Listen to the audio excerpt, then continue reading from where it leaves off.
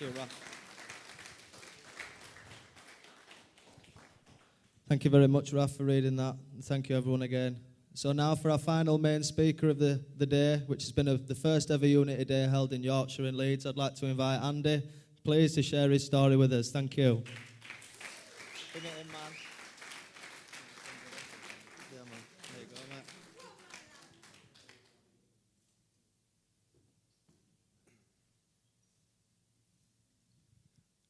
Hello everyone, my name is Andy, I'm an addict. It's a real privilege to be up here, sharing at this event, the first event that you guys have organised up here. It's important, I think, to just recognise all the people that are involved in organising this event, and thank you for inviting me up.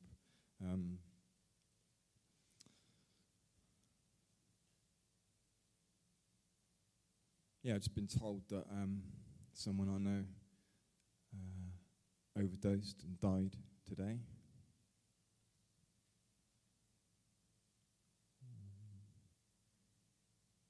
Guy I know last week just had his arm amputated.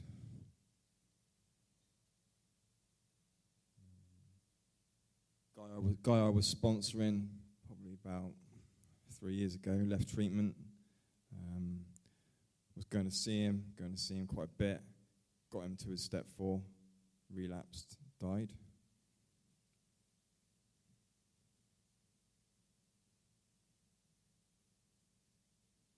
We're like men who've lost their legs. Don't grow new ones.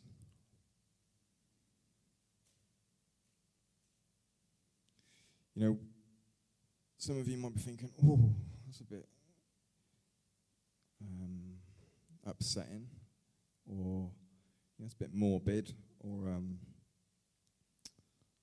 but it's the truth, isn't it? It's what happens to people like us. We don't, we die, we relapse, we die, we leave a trail of destruction behind us, broken families, children, loved ones. And the reality is that this illness, this condition, it's not something that I believe can be cured. I'm a firm believer that the longer I'm in recovery, the higher the chance of me relapsing.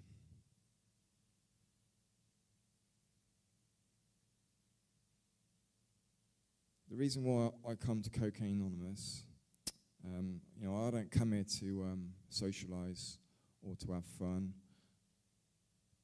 or to meet new friends.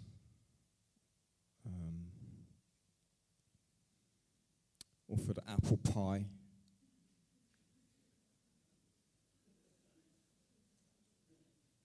All that's great, it's lovely, it's nice, yeah?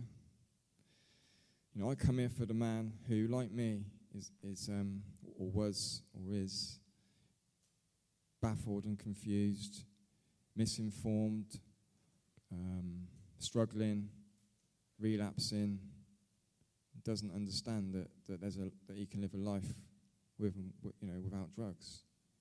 What we offer in Cocaine Anonymous can be a permanent solution to relapse. I never knew that. The reason I come to Cocaine Anonymous is to carry a message of recovery that was given to me for free. I'm not necessarily going to be able to do that up here, but I can do that when I see my man alone, like how it explains in chapter 7 of the big book of Alcoholics Anonymous. And that's how it was done with me. I understand that the condition that I've got consists of a problem which centres in my mind. And the reason that I've had to come to Cocaine Anonymous, because I lost the power of choice over drugs and alcohol. It took me a while for it to sink in. It took me like 2 sponsors. I'm on my 3rd sponsor now, and it's only like through him really that I've been truly able to understand and grasp this idea that I can't predict when I'm going to use again. And when I do, there's nothing that I'm going to be able to do about it. But it's worse than that. And this is something that we've been exploring, that we've been looking into. It's nothing new.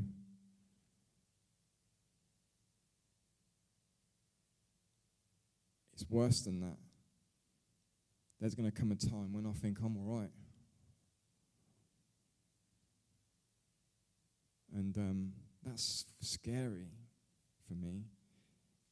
You know, that illusion of power over relapse, which I think I might have through even working a 12-step program, through going to all these meetings, through coming to conventions, you know, from all the lots of prayer and meditation, I could still relapse.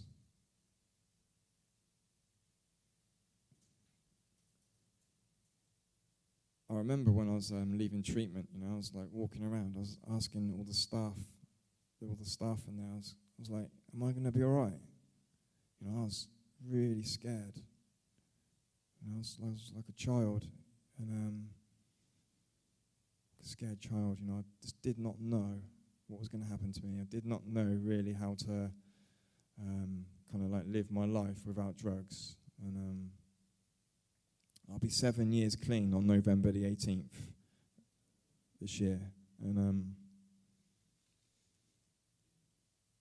that's got absolutely nothing to do with me. And I mean that, because if that had anything to do with me, I wouldn't be stood up here now, trust me. You know, I suffer with this illness, this condition, which prevents normal functioning of my willpower. Yeah, there's a malfunction there. You know, when presented with a drink or a drug, I can't sufficiently bring into my consciousness the memory and the suffering and the humiliation that comes with me taking that drink or drug. And I'm just doing it. You know, my family, my daughter, my health, the consequences, they don't cross into my mind to deter me. That it's easily pushed aside in favor of this old idea that it's going to be okay, and I'm doing it again. You know, Caroline talked about the phenomenon of craving earlier. She explained that really well. I'm not going to go into that. We all know what it's like when we take the first drink or drug. We can't stop. We carry on. The manifestation of the allergy is that, you know, I want more. The next one. My body's demanding more and more, yeah? I can identify with that. But what kind of thinking dominates the mind of an alcoholic or a drug addict who repeats time after time the desperate experiment of the first drink? What's going on? You know, I don't know. So don't expect me to give you the answer to that. You know, we don't know. We may never solve the riddle.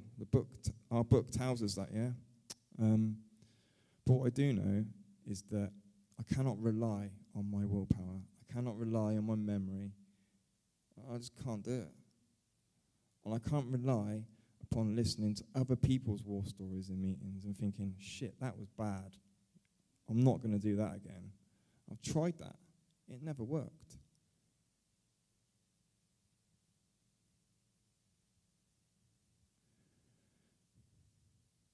Before I admit powerlessness over relapse, over drugs and alcohol, I think I need to break down some of the strategies that I'm already using to stop myself from relapsing. some of the tactics that I'm employing, yeah, to prevent relapse. Some of the defenses that I'm raising to stop me from relapsing. Book's quite clear on that.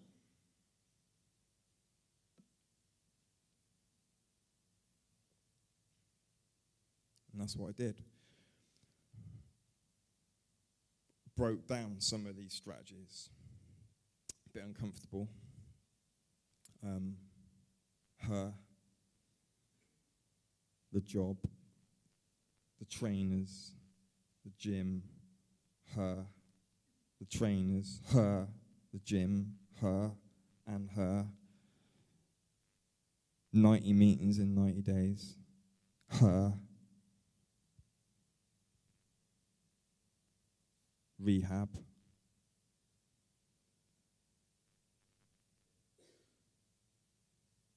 Strip all that back. Strip all those strategies back. You know, it's uncomfortable.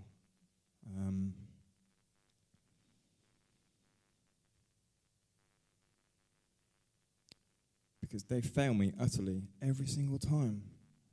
And what I do is when I get a bit of clean time, I stop using for a period of time, and I think that I'm okay. And I pick up them strategies again. And I use them again. I try them again. And then I get a period of clean time again, prison, rehab, whatever it might be. And I get out. And the first thing I do with my money is I get myself a nice pair of like Nike Air Max or whatever, you know. And I pick up the same strategies. Her, 90 meetings in 90 days. Yeah, listen to them, listen to that, listen to this. Her, meetings, 90 meetings. Her, step 4, do that again. Relapse. You know, this condition,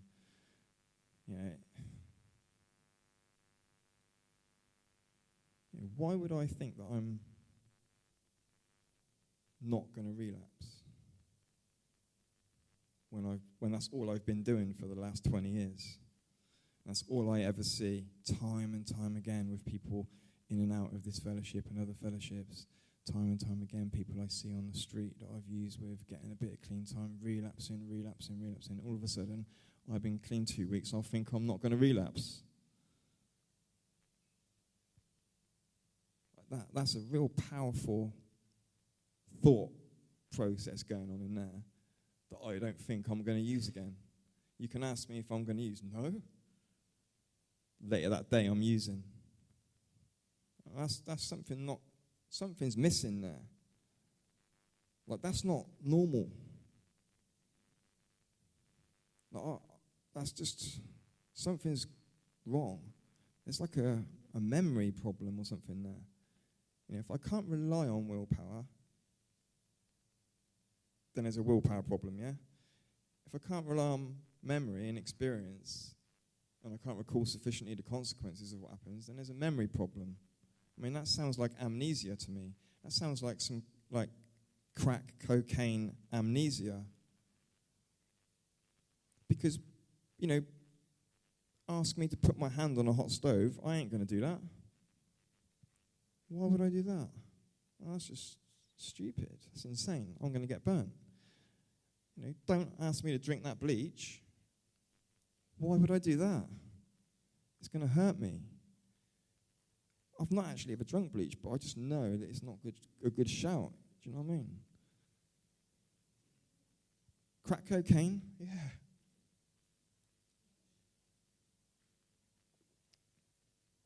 No defense. No effective mental defense. That's what Unite says. That's what tradition 1 is. Yeah? That's what tradition 1 is. For those of us who know what this feels like, no effective mental defense. Not our problems, not our homelessness, not our broken relationships, or the fact that we've been in prison, not our consequences. That don't unite us. We've all got different consequences, yeah?